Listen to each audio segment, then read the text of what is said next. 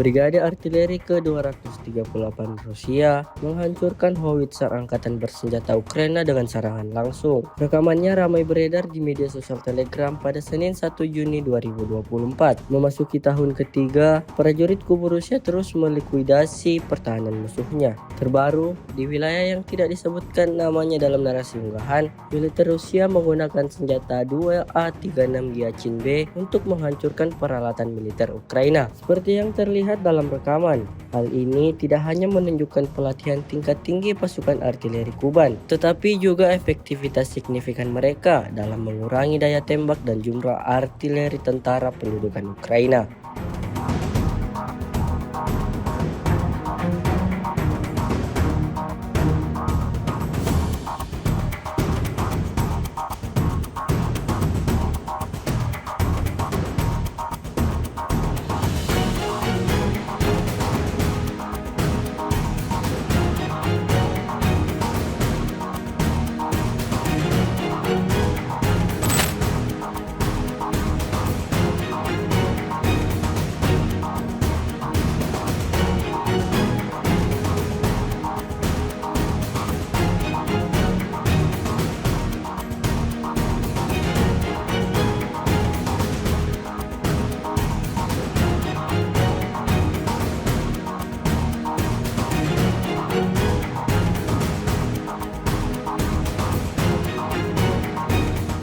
Download Tribun X sekarang, menghadirkan lokal menjadi Indonesia.